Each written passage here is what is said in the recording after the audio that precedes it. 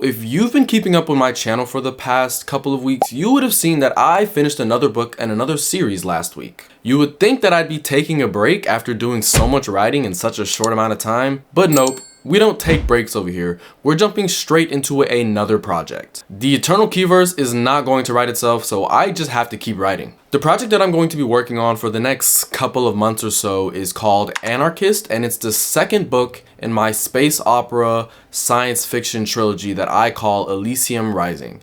Name still pending, but for the moment, I kind of like how that sounds.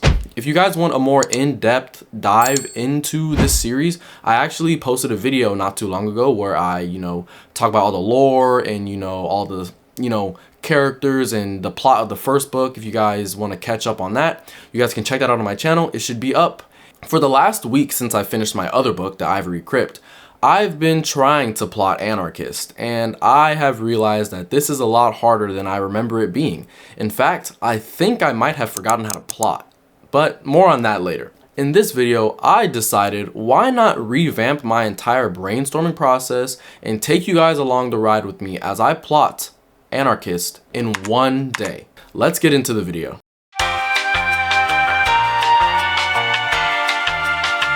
Okay, so one of the first things that I do when I'm coming up with a plot for a new book is I make a Pinterest board, or I just go on Pinterest and start looking for images that can help inspire scenes, characters, themes, whatnot. I wanted to show you guys my Pinterest board. I decided to make a specific one for this book. Usually I kind of just have a Pinterest board for the entire series, as usually most of the books kind of have like similar images, but specifically for Anarchist, I have this kind of idea to like color code each book. So I like the idea of having Anarchist's Pinterest board looks slightly different than the rest of the series, and I'll show you guys what I mean in a second. Let's just show you Elysium Rising's Pinterest board as a whole, just to give you guys like a vibe of what the series is.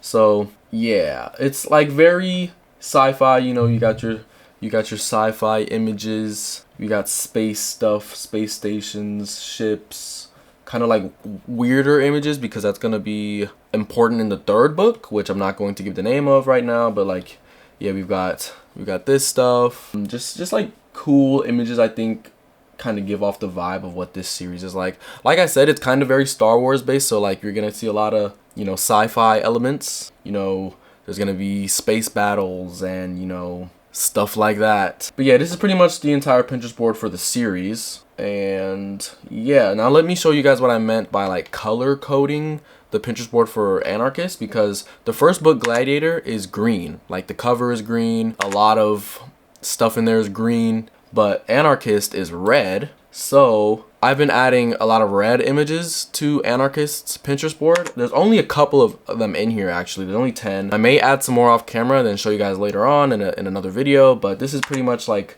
what I want parts of Anarchist to look like.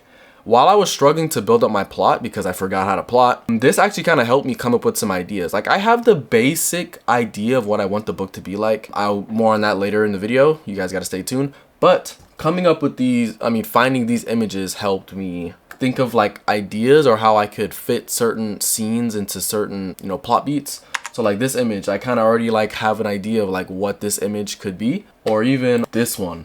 Like this one like immediately gave me a scene idea for part of the plot that I have for the middle of the book, and I was like, yeah, this is the method. I usually do this for books, but like not all of my books have scenes directly inspired from images from Pinterest.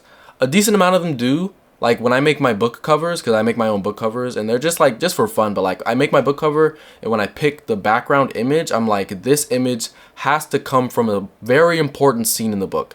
Doesn't have to be like the climax or anything, but it has to be like a scene that I know people will like recognize or imagine. Because like when I eventually like have artists commissioned to make my real covers, I'm gonna basically give them the most important scene in the book and be like, draw that please, so that can be the background of my book. So that's basically kind of like what I do with my Pinterest boards. So like all of these images, really helpful so far. I'm probably gonna dive in, add some more, try to keep them red. They're all not gonna be red, of course, because that's not realistic, but like, all these have red in them in some way, shape, or form, except that one. So yeah, that's pretty much my Pinterest board. It's been the most helpful thing so far. And yeah, I think I'm probably going to start off plotting all of my books with at least building the Pinterest board and, you know, just jogging the brain, trying to get it to come up with scene ideas and stuff like that. But yeah, moving on from the Pinterest board, I'm going to be getting into my brain dump file, which has also been super helpful. It's something that I don't really do often when plotting new novels, but I advise all of you guys to start up a new document and just dump your random thoughts into it. And I'll show you guys what I mean by that in a second. So this is my brain dump file. I just opened up a new file, named it brain dump, and just started writing down a ton of things that I wanted in this book. It's kind of all over the place. It's very sporadic. I was just writing stuff in as I thought of it. So like I have a character named Chancellor Mossadi. He's the chancellor of the Aryan Alliance, the rebel group.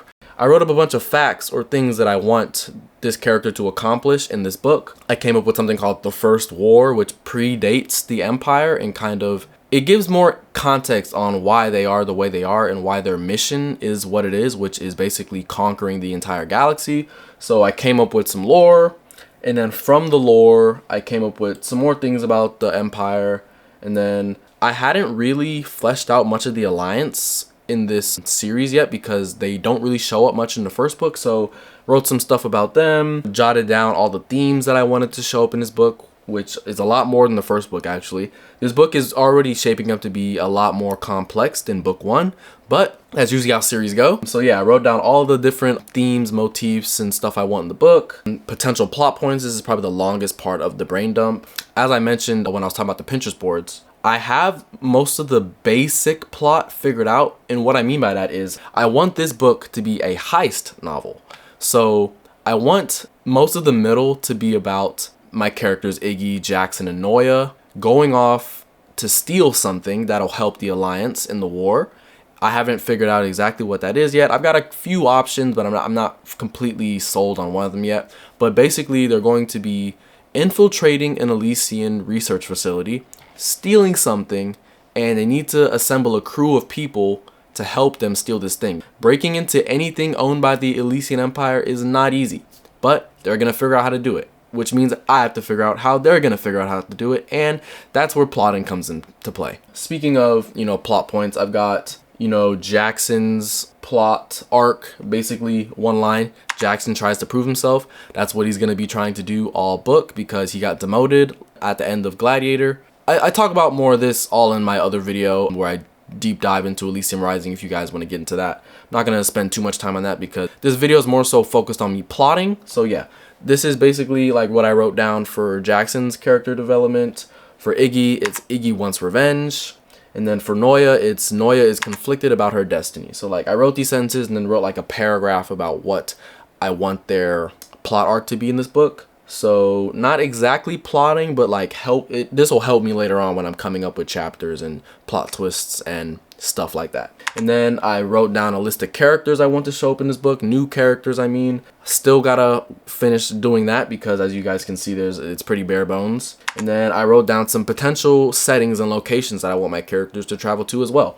So all of this is just dumping ideas. There's no rhyme or reason to anything. There's no structure yet. And I think this is a crucial part to the brainstorming and plotting process because you need a place to just throw down your random ideas. It doesn't have to be a Google Doc. It could be a notebook. I actually did buy a new notebook for this project, but I'm going to be using that to actually write down my chapter outlines because as I've said in other videos, I cannot do chapter outlines on like a document. For some reason, typing them out just doesn't work for me. I need to write it down because I feel like something about writing helps jog my brain and helps me come up with ideas faster. Not sure if that's scientifically corroborated or not, but it works for me. And maybe it will work for you. But either way, you need a brain dump file where you can just throw in random ideas, random facts, just things you want to happen in the book. I don't have a scene list in here yet. That's also important for the brainstorming and plotting process, I would say. But yeah,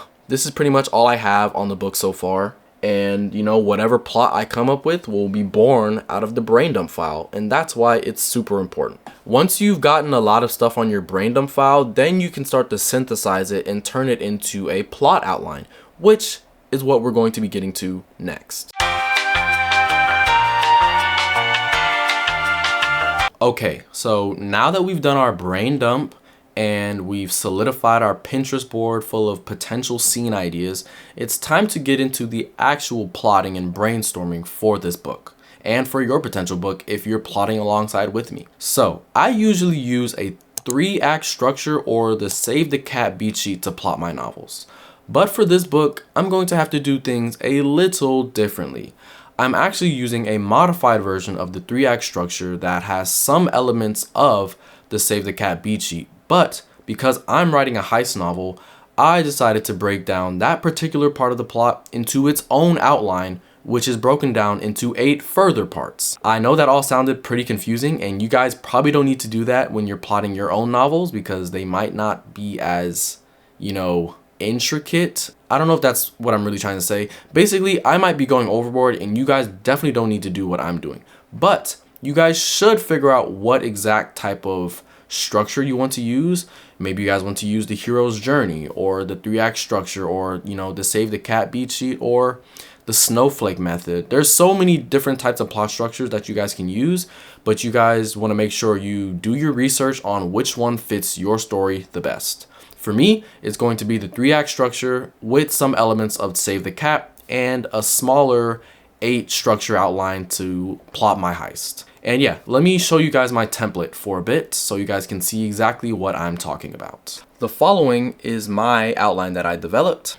The beginning, Act 1, is the call to chaos, set up an inciting incident. So it's 25% of the book, which is basically Act 1 in Save the Cat. And its focus is to introduce the stakes, characters, and the impossible mission, which is the heist. So we start off with the opening hook, status quo, thematic setup, your basic intro stuff.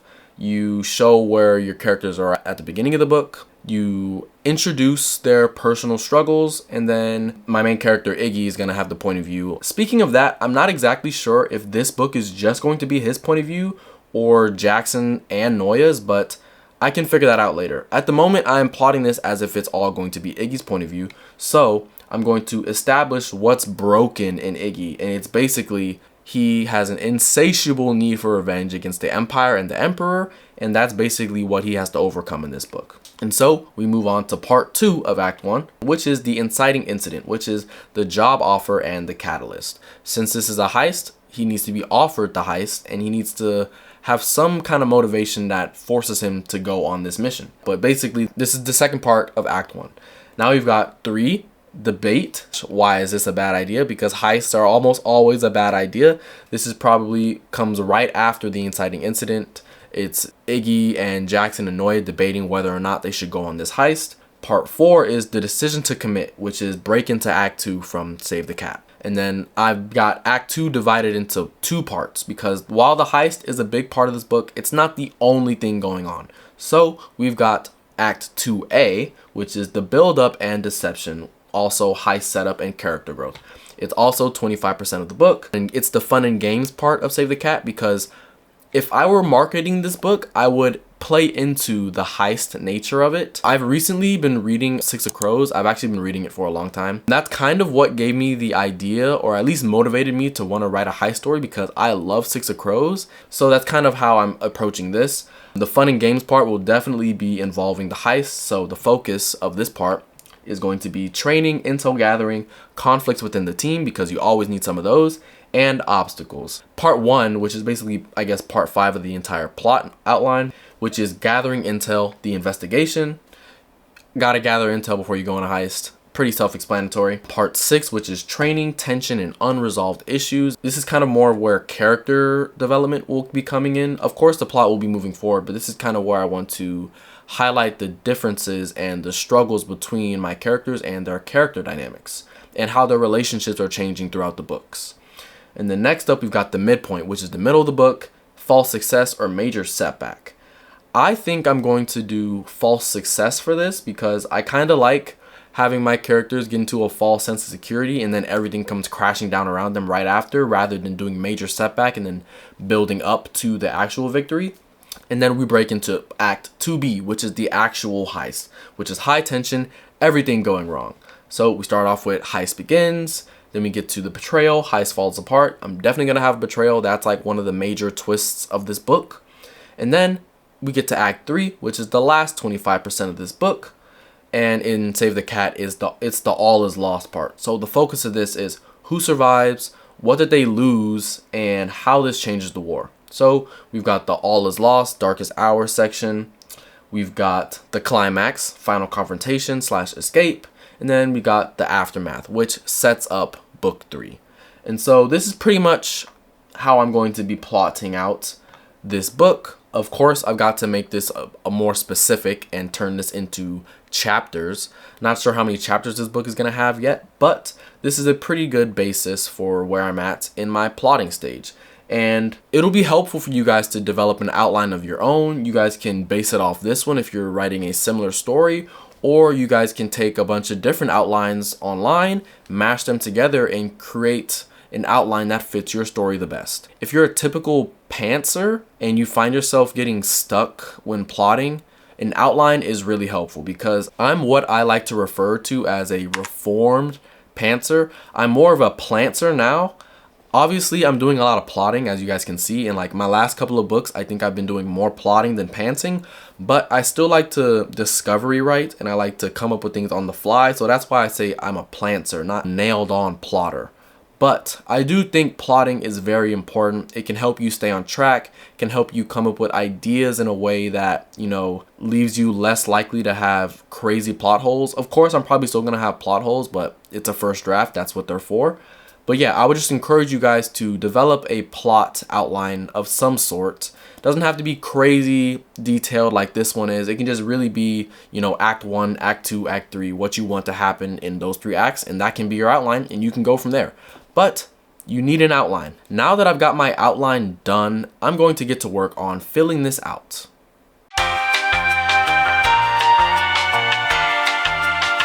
And last but not least, the final part of my brainstorming and plotting process is to come up with a book playlist. I call them soundtracks. I've talked about this in other videos. I even have a video talking about my process for developing said soundtracks. You guys can check that out here if you want. Coming up with a soundtrack actually helps inspire scenes and, you know, character development and stuff like that. So yeah, I would advise you guys to create a soundtrack for yourselves, because it also helps me get into the zone when I actually have to start writing this book. At the moment, my playlist is only 3 songs long. I'm kind of struggling finding songs, but I also have not put a lot of time and effort into finding the songs. I like picking songs from music that I actually listen to. So that also is kind of why it's a little harder. But, you know, this will keep building as I'm writing the story. I've got 3 songs in here at the moment. I got one song called Renegade. It's by Jay-Z and Eminem. Actually, fun fact, Anarchist was actually called Renegade in the beginning. I actually have a cover with that title on there. But one thing I'm doing for this series, I'm not sure if anyone's noticed. I highly doubt it, because you guys don't know the name of the 3rd book. But all 3 titles are 9 letters long. We've got Gladiator, 9 letters long, Anarchist, 9 letters long, and the 3rd book is also 9 letters long. And I did that because one of the formats for my book covers, I have it broken down into, it's 3 letters on the top row, 3 letters on the middle row, and then 3 letters on the bottom row. So I was like, every book needs to be 9 letters long. I don't know why I did that, because if I get these published, that might not even be the cover design, and it could have been any word, but I kind of like that each word is 9 letters long. But yeah, I digress from that. Not sure how any of that was relevant to making a book soundtrack. But yeah, I like picking songs that give me the general vibe of the book. Maybe the lyrics don't really correlate to like what I'm writing about, but like if the sound like sounds like something that might be in the book, I'll put it on the playlist, because I call them soundtracks for a reason. I think of my book as a movie. So like when I'm writing certain scenes, I'm like, what song would be playing in the background of this scene? So for example, I've got a song in here called Disconnect by Jesse. He's a British rapper, and the song is very chaotic. It's like a lot of noise. It's very fun to listen to. And not when I first heard it, but I recently was listening to it while also thinking about Anarchist. And I was like, this sounds like what would be playing while they're trying to escape the research facility after the heist goes wrong. And I'm like, that's perfect. And that's why I threw it on the playlist. I've got another song on here called Stand Tall by Childish Gambino. The lyrics of this song kind of encapsulate a couple of my characters' character arcs throughout this book, and I just felt like it was perfect. And as for Renegade, it's called Renegade, and I just love this song, and it also kind of, you know, encapsulates the idea of an anarchist or a renegade or a rebel, which is a big part of this part of the book, And yeah, only 3 songs long, probably gonna get to work on fleshing that out off camera, but yeah, I would advise you guys to come up with a soundtrack or a plot list, I would advise you guys to come up with a playlist or a soundtrack of your own to help get you guys in the mood for writing and coming up with ideas for your book.